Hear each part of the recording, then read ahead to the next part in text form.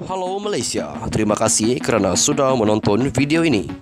Sebelum kita bermula, sila pertimbangkan untuk tekan butang subscribe, like dan share. Berita perkembangan politik semasa dalam negara, perkembangan negara dan semuanya ada di dalam channel ini. Terima kasih kerana sudah menonton.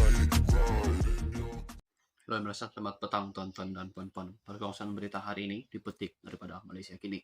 Sebelum itu, terima kasih kerana Anda terus masih setia berada di dalam channel ini. Bagi Anda yang baru datang dalam channel ini, jangan lupa untuk tekan butang subscribe serta aktifkan lonceng notifikasi supaya Anda tidak ketinggalan dengan perkongsian terkini daripada channel ini berkaitan dengan berita-berita politik semasa dan perkongsian berita-berita politik semasa. Berita hari ini dipetik daripada Malaysia Kini. UMNO cuba dikhianati dari dalam sebelum subuh lagi, jelas Zahid Hamidi. Presiden UMNO Ahmad Zahid Hamidi hari ini menceritakan bagaimana parti itu didakwa cuba dikhianati oleh orangnya sendiri ketika kerajaan cuba dibentuk melalui nasihat yang di Pertuan Agong. Kata Ahmad Zahid Hamidi sebelum itu, UMNO berunding secara berasingan dengan dua gabungan lain, yaitu Pakatan Harapan PH dan Perikatan Nasional PN, dengan meletakkan beberapa syarat. PH katanya memberikan jawaban bertulis bagi menyatakan persetujuan kepada syarat UMNO, manakala PN hanya memberitahu mereka sedia memberi pertimbangan.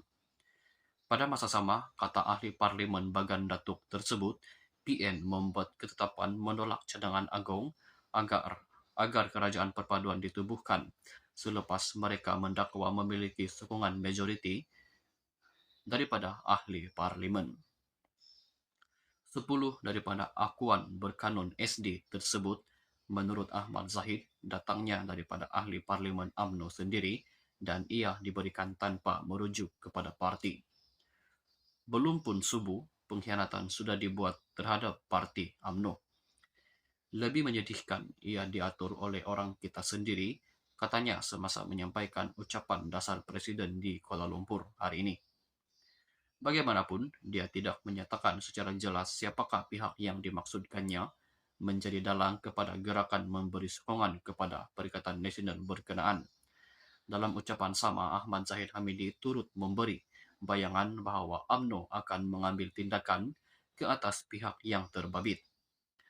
Ia adalah selaras dengan gesaan perwakilan sayap parti itu dalam persidangan mereka semalam. Hello, selamat petang tuan-tuan dan puan-puan. Ini penjelasan daripada Ahmad Zahid Hamidi sendiri mengapa dia memilih Anwar Ibrahim dan mengapa dia memilih untuk bekerja sama dengan kerajaan perpaduan. Berikut merupakan penjelasan daripada pengurusi UMNO sendiri, yaitu Ahmad Zahid Hamidi. Berita ini dipetik daripada Malaysia Kini. Ahli UMNO hari ini diberi pencerahan oleh presiden mereka, yaitu Zahid Hamidi, mengenai alasan mengapa parti itu bekerja sama dengan Pakatan Harapan PH di sebalik ketetapan No Anwar dan No DAP sebelum ini. Menurut Ahmad Zahid Hamidi, walaupun keputusan itu dibuat oleh perhimpunan parti sebelum ini, ada pasal dalam perlembagaan UMNO memberikan kuasa kepada salah satu badan parti bagi. Merujuk kepada pasal 9.1 Perlembagaan UMNO, Ahmad Zahid berkata, ia memberi kuasa kepada Majlis Kerja Tertinggi MKT untuk menjalankan kerja pentadbiran parti di bawah Perhimpunan Agong. Kata Ahmad Zahid, ada suara mempertikaikan parti apabila bekerjasama dengan PH dengan mengungkit ketetapan menolak Anwar Ibrahim dan DAP sebelum ini.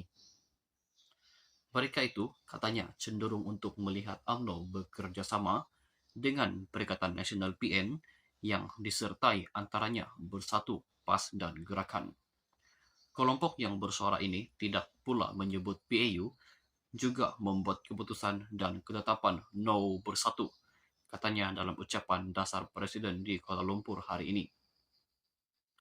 Ahmad Zahid menjelaskan sebagai sebuah parti berperlembagaan, UMNO membuat keputusan sesuai dengan peraturan yang ada. Justru, katanya pasal 9.1 menyebutkan MKT berkuasa menjalankan sebarang langkah bagi pihak Perhimpunan Agong dan keputusan berkenaan hendaklah dimaklumkan kepada Perhimpunan Agong. Pada pilihan raya umum PRU lalu, BN mencatat keputusan terburuknya apabila hanya memenangi 30 kerusi Dewan Rakyat dengan 26 daripada diwakili UMNO. Pada masa sama, tiada parti lain mampu mendapat majoriti kerusi parlimen dan ia menyebabkan berlaku kebuntuan politik semasa beberapa hari selepas berakhirnya PRU ke-15. UMNO Barisan Nasional kemudian memutuskan untuk memberikan sokongan kepada Pakatan Harapan yang diketuai Anwar dan turut dianggotai DAP untuk membentuk kerajaan pusat. Pada masa sama, wujud kumpulan tertentu yang keberatan dengan langkah tersebut dan menunjukkan keengganan mereka sama ada secara terbuka atau tersirat. Kumpulan terbabit dilihat lebih cenderung kepada Perikatan Nasional. Berdasarkan keadaan ketika itu, jika sokongan diberikan kepada Barisan Nasional BN, parti itu akan membantu pengurusi PN Muhyiddin Yassin menjadi Perdana Menteri sekali lagi. Selaras dengan pembentukan kerajaan gabungan bersama Pakatan Harapan PH, Ahmad Zahid dilantik sebagai Timbalan Perdana Menteri. Mengulas lanjut, Ahmad Zahid berkata, pendirian UMNO membentuk kerajaan dengan Pakatan Harapan PH adalah selaras perakuan yang diberikan kepada Yang di-Pertuan Agong yang mahukan kerajaan perpaduan diwujudkan. Pada masa yang sama, PH juga bersetuju dengan titah Yang di-Pertuan Agong, sebaliknya Perikatan Nasional PN menolak titah berkenaan.